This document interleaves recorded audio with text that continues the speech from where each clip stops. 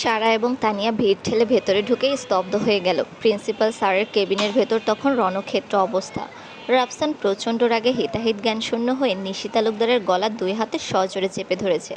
Principal sir থেকে শুরু করে অন্য ম্যামরা সবাই মিলে রাফসানকে সরানোর আপ্রাণ চেষ্টা করছেন, কিন্তু রাফসানের গায়ে যেন তখন অসুরের শক্তি। নিশি তালুকদারের মুখ নীল হয়ে আসছে, সে বাচ্চার জন্য ছটফট করছে। অনেক ধস্তাধস্তির পর শিক্ষকরা মিলে রাফসানকে টেনে সরালে নিশি ছাড়া পায়। সে মেঝেতে বসে পড়ে নিজের গলা চেপে ধরে ক্রমাগত কাশতে থাকে। আর কিছুক্ষণ থাকলে হয়তো সে মরেই যেত। প্রিন্সিপাল স্যার বেশ ঘাবড়ে গিয়ে জাপানি ভাষায় অনুনয় করে বললেন, রাফসান প্লিজ, আপনি শান্ত হন। রাফসান তখন বাঘের মতো গর্জন করে চিৎকার করে উঠল। তার কণ্ঠস্বরে ছিল এক নারকীয় আক্রোশ আর ঘৃণা। ওর সাহস কী করে হয় আমার স্ত্রীকে লোক দিয়ে ধর্ষণ করানোর চেষ্টা করতে? ওকে আমি আজ জ্যান্ত মেরে ফেলবো। সারা মুহূর্তের মধ্যেই পাথরের মতো জমে গেল। ওর মস্তিষ্ক যেন কাজ করা বন্ধ করে দিয়েছে।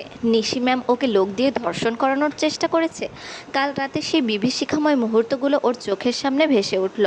ঠিক তখনই একজন পুলিশ অফিসার ভেতরে ঢুকে রাফসানের কাঁধে হাত রেখে গম্ভীর কিন্তু শান্ত গলায় জাপানি ভাষায় বললেন, রাফসান আপনি শান্ত হন। এভাবে আইন নিজের হাতে তুলে নেবেন না। উনি যা অপরাধ করেছেন আমরা তার উপযুক্ত শাস্তি দেব। আপনি একদম চিন্তা করবেন না। সারার মাথায় তখন হাজারো প্রশ্নের ভিড়, সব কিছু কেমন ওলটপালট লাগছে।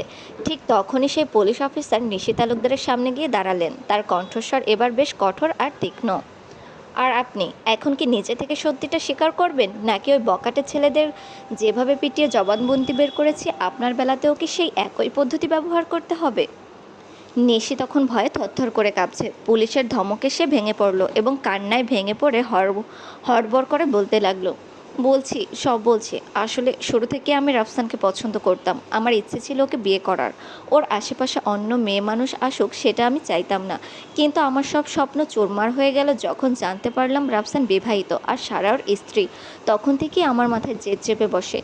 নিশি এক মুহূর্ত থামল। ওর চোখে তখনও এক অদ্ভুত উন্মাদনা। সে আবার বলতে শুরু করলো, কাল রাতে ভার্সিটি থেকে বাড়ি ফেরার সময় হঠাৎ দেখি সারা রেস্টুরেন্টের সামনে দাঁড়িয়ে কার সাথে যেন ফোনে কথা বলছে। ওকে দেখে আমার পিত্তি জ্বলে গেল। রাগের মাথায় আমি রাস্তার কিছু বকাটে ছেলেকে টাকা দিয়ে ওকে তুলে নিয়ে গিয়ে শেষ করে দিতে বলেছিলাম, কিন্তু রাফসান এসে সব শেষ করে দিল। নিশির কথাগুলো শুনে সারা শিউরে উঠল। পাশে দাঁড়িয়ে থাকা রাফসানের চোয়াল শক্ত হয়ে এলো। ওর হাতের মুষ্টি আবার শক্ত হয়ে যাচ্ছে। সারা আর নিজেকে সামলাতে পারল না। অপমানে আর ঘৃণায় ওর শরীর রিড়ি করে উঠল। সে ভিড় ঠেলে সামনে এগিয়ে গিয়ে সজোরে এক থাপ্পড় বসিয়ে দিল নিশির গালে। থাপ্পড়ের শব্দে পুরো কেবিন মুহূর্তেই নিস্তব্ধ হয়ে গেল। সারা ফুঁসতে ফুঁসতে তীব্র আর তীক্ষ্ণ গলায় বলল, এই থাপ্পড়টা আমাকে ধর্ষণ করানোর চেষ্টার জন্য না, এই থাপ্পড়টা পুরো নারী জাতিকে অপমান করার জন্য। ছি, আপনি নিজে একজন নারী হয়ে আরেকটা নারীর সাথে এমন জঘন্য কাজ কিভাবে করতে পারলেন? আপনার বিবেকে একবারও বাঁধল না যে আমিও আপনার মতোই একজন মেয়ে? আপনাকে তো আসলে জুতো পেটা করা উচিত, যাতে দ্বিতীয় কোনো নারী অন্য কারোর সাথে এমনটা করার আগে আপনাকে দেখে শিক্ষা পায়। সারা যেন আগ্নেয়গিরির মতো ফেটে পড়ল। ওর রণচণ্ডী রূপ দেখে নিশি গালে হাত দিয়ে স্তব্ধ হয়ে বসে রইল।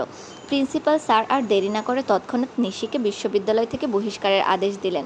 পুলিশ অফিসার এগিয়ে এসে নিশির হাতে হাতকড়া পরালেন এবং টেনে হিঁচড়ে তাকে কেবিন থেকে বের করে নিয়ে গেলেন। ঘটনা শেষ হওয়ার পর তানিয়া আর সারা করিডোর দিয়ে হাঁটছিল। তানিয়া এখনও রাগে কাঁপছে। সে গজগজ করতে করতে সারাকে বলল, জুতো পেটা করা দরকার ছিল বললি তো করলি না কেন? না পারলে আমাকে বলতে, আমি শুধু জুতো পেটা না, ওর মুখে একগাদা থুতু ছুটিয়ে দিতাম। উফ, ভাবলেই গা গিনগিন করছে। সারা একটা লম্বা শ্বাস ফেলে ম্লান হাসলো। ওর কণ্ঠে তখন এক অদ্ভুত ক্লান্তি। সে ধীর স্থিরভাবে বলল, ইচ্ছে তো আমারও করছিল রে, কিন্তু কি করব, ওইটা করলে হয়তো একটু বেশি হয়ে যেত। তানিয়া এবার সারার দিকে ফিরে দাঁড়ালো। ওর চোখে মুখে তখন সিরিয়াস ভাব। সে বেশ জোর দিয়ে বলল, তোর সাথে যা করার চেষ্টা করেছে তার চেয়ে বেশি কিছু হতো না। ভাগ্যিস রাফসান স্যার সময় মতো ছিল, না হলে কি হতো তুই একবার কল্পনা করেছিস? একটা মেয়ের সব থেকে বড় সম্মান হচ্ছে তার ইজ্জত। এইটা একবার নষ্ট হয়ে গেলে সমাজে বেঁচে থাকাটা বড্ড কঠিন হয়ে যায় রে। সারা একটা দীর্ঘশ্বাস ফেলল। তানিয়ার কথাগুলো ওর কানে বাজছে, কিন্তু মনে মনে ও রাফসানের কথা ভাবছে।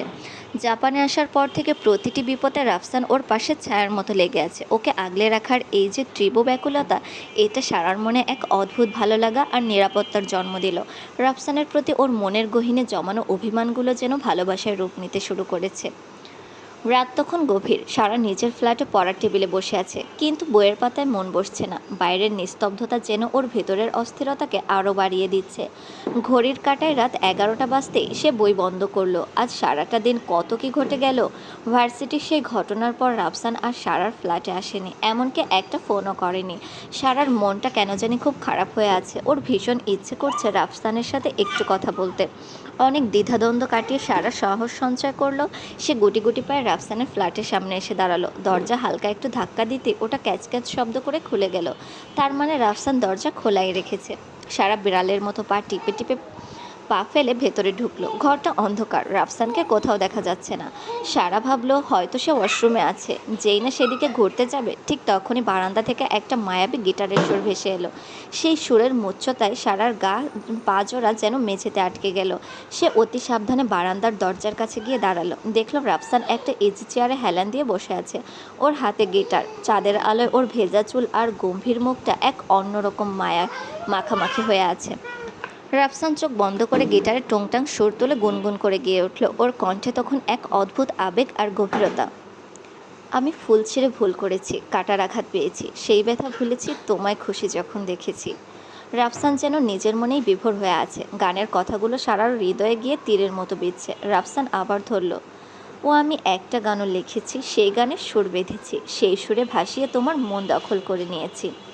সারা দরজার আড়ালে দাঁড়িয়ে মন্ত্রমুগ্ধ হয়ে দেখছে মানুষটাকে। রাফসান এবার গানের টানে যেন আরও ডুবে গেল। ওর গলার স্বর কিছুটা বুঝে এলো গভীর ভালোবাসায়। ও প্রেম প্রেম হয়ে গেল রে, আর বাধা দিবে কে এসে। ও প্রেম প্রেম হয়ে গেল রে, আর বাধা দিবে কে এসে। হঠাৎ রাফসান গান গাওয়া বন্ধ করে দিল। চারপাশ একদম নিঝুম হয়ে গেল। সারা অবাক হয়ে ভাবল, গানটা তো বেশ ভালোই লাগছিল, হুট করে থেমে গেল কেন। রাফসান তখনও পাথরের মতো নিথর হয়ে বসে আছে। কোনো নড়াচড়া নেই, মুখে কোনো কথা নেই। সারা এক মুহূর্তে ভাবল, রাফসান কি বুঝে ফেলেছে যে সে পেছনে এসে দাঁড়িয়েছে।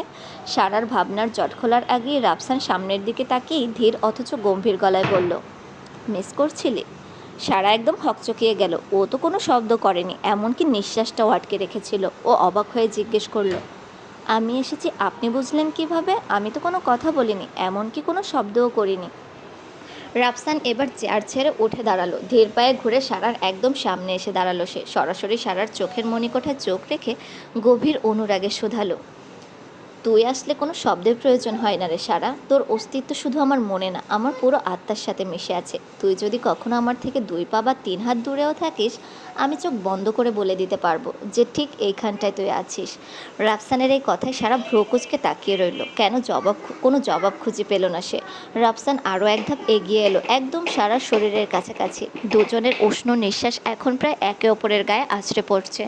রাফসানের ঠোঁটের কোণে একটা বাঁকা হাসি ফুটে উঠল। ওর গলার স্বর এবার অনেক বেশি নেশাক্ত আর নিচু হয়ে এলো। তো কেন এসেছিস? কাল রাতের ওই পাগলাটে আদরগুলো কি খুব মিস করছিলি?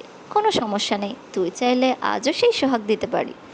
সারার কানের লতি পর্যন্ত আগুনের মতো তপ্ত হয়ে লাল হয়ে উঠল। লজ্জায় ওর ফর্সা মুখটা এখন একদম টকটকে লাল আপেলের মতো দেখাচ্ছে। সে রাফসানের চোখের দিকে তাকাতে না পেরে দৃষ্টি সরিয়ে নিয়ে তেজ দেখিয়ে বলল, আপনি একদমই অসভ্য। আপনার সাথে থাকা মানেই সারাক্ষণ এমন অসভ্য কথাবার্তা শোনা। কথাটা বলেই সারা ওখান থেকে চলে যাওয়ার জন্য পা বাড়ালো, কিন্তু রাফসান এত সহজে ওকে ছাড়ার পাত্র নয়। সে ক্ষিপ্র গতিতে সারার হাত ধরে এক হ্যাঁচকা টানে ওকে নিজের শক্ত বুকের ওপর আছড়ে ফেলল। মুহূর্তেই বা হাত দিয়ে সারার কোমর জাপটে ধরে একদম নিজের শরীরের সাথে মিশিয়ে নিল সে। রাফসানের শরীরের সেই পৌরুষদীপ্ত ঘ্রাণ আর বলিষ্ঠ হাতের বাঁধনে সারার শরীর দিয়ে অদ্ভুত এক শীতল শিহরণ বয়ে গেল। রাফসান সারার গভীর আর মায়াবী চোখের দিকে পলকহীন তাকিয়ে রইল। ওর কণ্ঠে তখন এক আদিম নেশা আর গাঢ় অধিকার বোধ। সে বেশ টেনে টেনে ফিসফিস করে বলল, আর এই অসভ্যের সাথেই আপনাকে সারা জীবন থাকতে হবে, বুঝলেন?